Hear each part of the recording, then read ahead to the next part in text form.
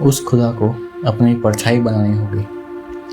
उस खुदा को अपनी परछाई बनानी होगी, इसलिए उसने मेरी माँ बनाई होगी। इसलिए उसने मेरी माँ बनाई होगी। खुदा की इस दुनिया में आने की ख्वाहिश रही होगी। खुदा की इस दुनिया में आने की ख्वाहिश रही होगी और साथ ही कुछ लाड़ प्यार की चाहत रही होगी, इसलिए उस खुदा ने मेरी माँ बनाई होगी। सच्चे इश्क को जानने की सोच रही होगी। सच्चे इश्क को जानने की सोच रही होगी। उस प्यार को महसूस करने की बात रही होगी। सच्चे इश्क को जानने की सोच रही होगी।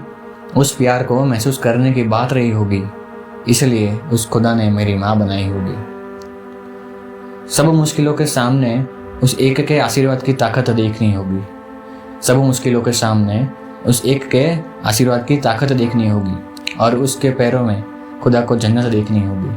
और उस पैरों में खुदा को जन्नत देखनी होगी, इसलिए उस खुदा ने मेरी माँ बनाई होगी। इसलिए उस खुदा ने मेरी माँ बनाई होगी। उस खुदा को खुद से ही मुलाकात करनी होगी। उस खुदा को खुद से ही मुलाकात करनी होगी। उस माँ की गोद में सिमट कर सांस लेनी होगी।